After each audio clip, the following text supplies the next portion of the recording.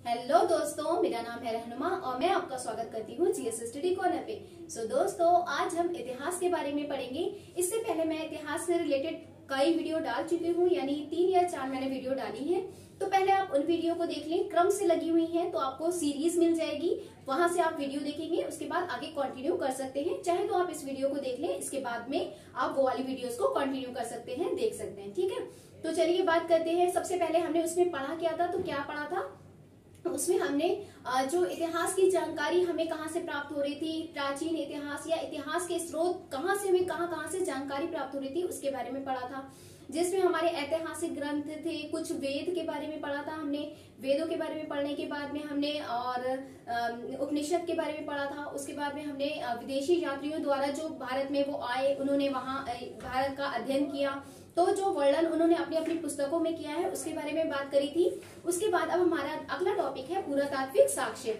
यानी पुरातात्विक साक्ष्य क्या कहलाता है, तो पुरातात्विक साक्ष्य वो होता है जिससे हमें जो भारत की जानकारी प्राप्त होती है, या तो अभिलेखों के माध्यम से प्राप्त होती है, स्तंभ लेखों से प्राप्त होती है, शिलालेख से प्राप्त होती है, या मुद्राएं और सिक्के जो मुद्राओं और सिक्कों पे जो लिखा होता है, या मुद्राओं सिक्कों पे किस तरह का चिन्ह बने हुए थे, उसके बारे में जो जानकारी प्राप्त होती है, ये सब पुरातात्विक साक्ष्य के अंतर्गत आते हैं। इससे हमें जो जानकारी प्राप्त होती है वो पुरातात्विक साक्ष्य कहलाते हैं। चलिए तो हम अपने टॉपिक पे चलते हैं। चलिए बात करते हैं पुरातात्विक स्रोत। तो पुरातात्विक स्रोत के बारे में अभी मैंने बताया कि वही होते हैं जिससे हमें जानकारी प्राप्त होती है। ठीक है, जैसे उसमें लिखित हमें साक्ष्य ना प्राप्त होकर के, पुस्तकें ना मिल करके, जैसे अभिलेख हो गए, स्तंभ है, उससे स्तंभ लेख से प्राप्त होती है। ठीक है, चलिए बात करते हैं। तो सबसे पहले बात करते हैं भारतीय पुरातत्व शास्त्र, यानी भारतीय पुरातत्व शास्त्र के पिता कौन है या जनक कौन है, तो कौन कहलाता है, तो आपके सर अलेक्जेंडर कनिंघम।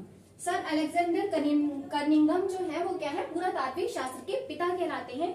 इनका नाम आपको ए कनिंघम के नाम से भी मिल जाता है, तो ए कनिंघम भी लिखा हुआ आपको मिल जाता है। चलिए बात करते हैं सर्वाधिक प्राचीन अभिलेख। अब अभिलेखों की बात करें तो सबसे पहले हम सर्वाधिक जो प्राचीन अभिलेख है उसके बारे में बात करेंगे। सर्वाधिक प्राचीन अभिलेख कौन सा है, तो 1400 ईसा पूर्व में प्राप्त हुआ है। ये कौन सा है, तो पश्चिमी एशिया, यानी पश्चिमी एशिया का बोगासकोई के नाम से जाना जाता है। बोगासकोई को और किस नाम से जाना जाता है, तो एशिया माइनर के नाम से भी जाना जाता है। तो सर्वाधिक आपका प्राचीन अभिलेख है, कैसा है, 1400 ईसा पूर्व से पहले का बना हुआ है, तो पश्चिमी एशिया में है, किस नाम से, तो बोगासकोई या एशिया माइनर के नाम से भी जाना जाता है। तो इसमें आप जान सकते हैं, तो इसमें जो बोगासकोई अभिलेख से हमें कौन सी जानकारी प्राप्त होती है, तो इसमें चारों वैदिक देवताओं की जानकारी यहाँ से प्राप्त होती है। कहाँ से प्राप्त होती है, तो बोगासकोई एशिया माइनर से हमें चारों वैदिक देवताओं, जो वेद समाज था आपका, वैदिक साम्राज्य है, तो उसमें वैदिक साम्राज्य से जो आपके देवताओं का वर्णन मिलता है, तो 4 देवताओं का जो वर्णन है वो इससे प्राप्त होता है। चलिए तो कौन कौन से देवताओं का वर्णन मिलता है हमें, मित्र, वरुण, इंद्र, नासत्ते। तो मित्र, वरुण, इंद्र, नासत्ते, ये चारों वैदिक देवताओं की जानकारी हमें एशिया माइनर यानी बोगासकोई से प्राप्त होती है। चलिए हम अगले पे बात करते हैं। तो अगला आपका क्या है, बेसनगर विदिशा। तो बेसनगर विदिशा से भी आपको एक अभिलेख प्राप्त हुआ है, उसके बारे में बात करते हैं। ये कुछ इंपॉर्टेंट अभिलेख है, इसीलिए मैं आपको ये बता रही हूँ। तो बेसनगर विदिशा की बात करें तो ये क्या है, गरुड़ स्तंभ लेख। विदिशा में जो आपका बेसनगर विदिशा में एक स्तंभ लेख है, कौन सा है, तो गरुड़ स्तंभ लेख से जाना जाता है। यहाँ से आपको क्या प्राप्त होता है, तो भागवत धर्म, जो भागवत धर्म के बारे जो विकास हुआ है, जो उसका उल्लेख हमें कब प्राप्त होता है, तो मध्य भारत से हमें जो जानकारी प्राप्त होती है गरुड़ स्तंभ लेख से प्राप्त होती है। यानी हमें तब पता चलता है गरुड़ स्तंभ लेख से कि उस समय भी क्या था, भागवत धर्म फैला हुआ था। भागवत धर्म के जो विकास की जानकारी है वो किस टाइम प्राप्त होती है, तो गरुड़ स्तंभ लेख से प्राप्त होती है।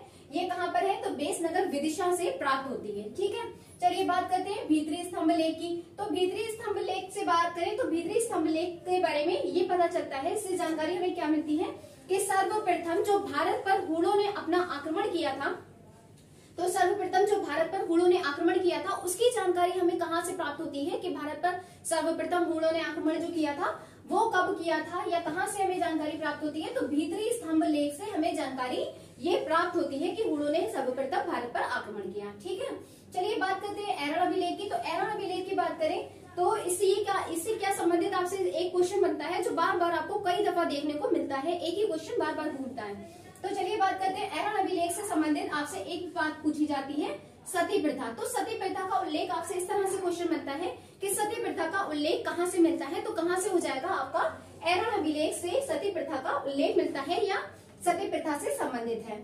चलिए एक बात और आपको ध्यान रखना है, तो अभी आपसे ये भी पूछ लिया जाता है कि अभिलेखों का अध्ययन क्या कहलाता है। जो अभिलेखों का अध्ययन किया जाता है, जो उसके बारे में अध्ययन करा जाता है, तो उसको कुछ नाम दिया जाता है। तो उसको क्या ना किस नाम से जानते हैं, एपिग्राफी के नाम से जाने जाते हैं, जिसमें अभिलेखों का अध्ययन किया जाता है। ठीक है, चलिए बात करते हैं कुछ महत्वपूर्ण अभिलेख है जिससे आपके क्वेश्चन बनते रहते हैं। उन अभिलेख से संबंधित कौन से शासक हैं, वर्तमान में वो कहाँ है, तो उसके बारे में हम आपको बताएंगे। चलिए देखते हैं। ठीक है, तो बात करते हैं यहाँ पे अभिलेख मैंने बनाया कॉलम, और यहाँ पे शासक का, और यहाँ पे वर्तमान में स्थिति कहाँ है, तो उसके बारे में जानकारी आपको दी गई है। ठीक है, चलिए देखते हैं। इससे रिलेटेड आपसे बहुत ज्यादा डीप क्वेश्चन नहीं आते हैं, आपसे ज्यादा सीधे सीधे पूछा जाता है हाथी गुम्फा अभिलेख कहाँ पर है, किस शासक से संबंधित है, या कहाँ पर वर्तमान में स्थित है, तो इसके बारे में आपसे पूछा जाता है। चलिए बात करते हैं हाथी गुम्फा अभिलेख की। तो हाथी गुम्फा अभिलेख से संबंधित कौन सा राजा है, तो कलिंग नरेश खारवेल की जानकारी मिलती है। तो हाथी गुम्फा अभिलेख से संबंधित कौन सा शासक है, तो आपका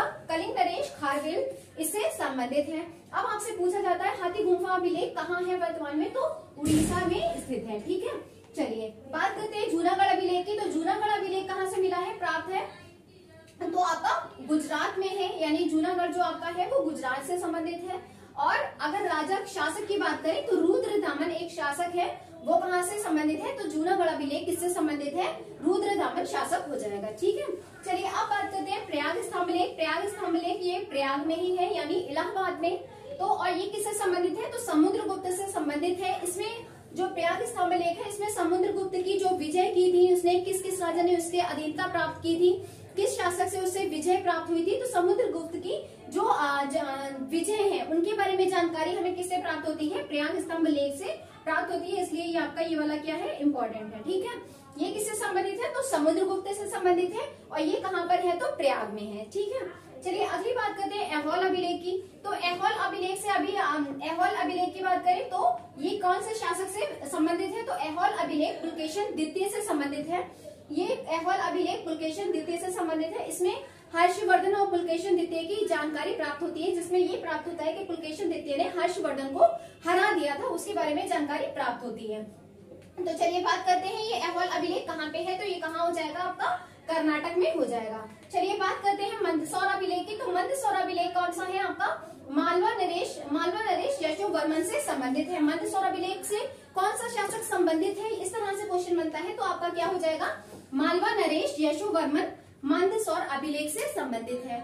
चलिए कहाँ है, तो मध्य प्रदेश में हो जाएगा। अब बात करें तो ग्वालियर अभिलेख। तो ग्वालियर अभिलेख किससे संबंधित है, प्रतिहार शासक। प्रतिहार शासक कौन थे, प्रतिहार कौन थे, तो राजपूत थे। तो उनमें राजपूतों में प्रतिहार शासक कौन था, भोज। तो ये भोज वाला आपने सुना भी होगा, भोज की है, कहाँ राजा भोज और कहाँ गंगू तेली।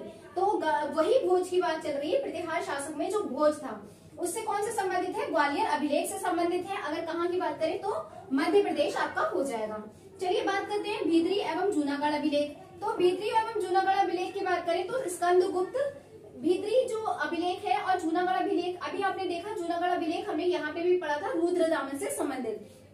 लेकिन यही आपका जो जूनागढ़ यहाँ पे भी है, क्योंकि भीतरी एवं जूनागढ़ अभिलेख, भीतरी संबंधित किससे है, तो स्कंदगुप्त से संबंधित है। जूनागढ़ अभिलेख में आपके जूनागढ़ में रुद्रदामन का तो नाम मिलता ही है, साथ ही साथ आपका जूनागढ़ अभिलेख किससे संबंधित भी है, स्कंदगुप्त का भी नाम इससे मिलता है। ठीक है, तो जूनागढ़ अभिलेख कौन सा है, तो जूनागढ़ अभिलेख वही है जिसमें सुदर्शन झील के निर्माण के बारे में बात की गई है, तो उसके बारे में जानकारी प्राप्त होती है। तो भीतरी एवं जूनागढ़ अभिलेख स्कंदगुप्त के शासक से, स्कंदगुप्त से संबंधित है। अगर कहें कि वर्तमान में कहाँ पर स्थित है, तो वर्तमान में आपका कौन सा हो जाएगा, उत्तर प्रदेश से संबंधित है। चलिए ठीक है, तो इतनी बातें हमने की हैं, तो जल्दी से हम इसका रिवाइज कर लेते हैं। अगर देखें तो भारतीय पुरातत्व शास्त्र के पिता कौन हो जाएंगे, सर अलेक्जेंडर कनिंघम हो जाएंगे, या आपको ए कनिंघम के नाम से भी मिलता है। ठीक है, हमने पढ़ा था सर्वाधिक प्राचीन अभिलेख कौन सा था, तो आपका सर्वाधिक कौन सा प्राचीन था, बोगासकोई था, जिसको हम किस नाम से जान रहे थे, एशिया माइनर के नाम से जान रहे थे। ठीक है, चलिए इसमें क्या हमें प्राप्त हो रहा था, तो इसमें ये प्राप्त हो रहा था जो 4 वैदिक आपके देवता थे उनका नाम प्राप्त हो रहा था। नाम की बात करें तो नाम कौन कौन से हो जाएंगे,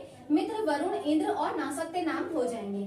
उसके बाद हमने पढ़ा था बेसनगर विदिशा। बेसनगर विदिशा से बात करी थी तो गरुड़ स्तंभलेख से संबंधित था। अगर इसमें क्या बात करी गई है तो गरुड़ स्तंभ लेख से में किसके बारे में बताया गया है, तो भागवत धर्म से संबंधित है। यानी मध्य भारत में भागवत धर्म किस तरह से विकास हुआ, तो भागवत धर्म के विकास की बात किसमें कही गई है, तो गरुड़ स्तंभ लेख में कही गई है। भीतरी स्तंभ लेख की बात करें तो सर्वप्रथम भारत पर हुणों ने आक्रमण किया, तो इसकी जानकारी कहाँ से प्राप्त होती है, भीतरी स्तंभ लेख से प्राप्त होती है। एरण अभिलेख हमने पढ़ा था। एरण अभिलेख से एक यही क्वेश्चन बनता है कि सती प्रथा का उल्लेख जो है वो कहाँ मिलता है, तो आपने अभी देखा वो किससे है, एरण अभिलेख से संबंधित है। एक चीज और हमने पढ़ाई थी कि अभिलेखों का जो अध्ययन किया जाता है वो अभिलेखों का अध्ययन कौन सी क्या कहलाता है, तो वो एपिग्राफी कहलाता है। उसके बाद हमने देखा था हाथी गुम्फा अभिलेख। हाथी गुम्फा अभिलेख किससे संबंधित था, कलिंग नरेश खारवेल से था। वहीं हमने जूनागढ़ के बारे में पढ़ा था, तो जूनागढ़ से रुद्रदामन भी थे संबंधित, और साथ ही साथ स्कंदगुप्त का भी नाम आपको प्राप्त होता है। ठीक है, फिर हमने प्रयाग स्तंभ लेख की बात करी थी, तो प्रयाग स्तंभ लेख समुद्रगुप्त से संबंधित है, जबकि ऐहोल अभिलेख पुलकेशिन द्वितीय से संबंधित है। और कहाँ पर है, तो आपको ध्यान रखना है कर्नाटक राज्य से। मंदसौर अभिलेख की बात करें तो मालवा नरेश जैसलमेर मध्य प्रदेश से संबंधित था। ग्वालियर आप जानते ही हैं, तो मध्य प्रदेश से संबंधित है, और प्रतिहार शासक भोज से संबंधित है। ठीक है, भीतरी की बात करें, भीतरी और जूनागढ़ अभी मैंने बताया, तो स्कंदगुप्त से संबंधित है, जो हमारा कहाँ है, उत्तर प्रदेश में संबंधित है। तो दोस्तों, अगर आपको मेरी वीडियो पसंद आई हो तो प्लीज वीडियो को लाइक करें, शेयर करें, कमेंट करें, और हाँ, चैनल को सब्सक्राइब करना ना भूलें। Thank you for watching my video.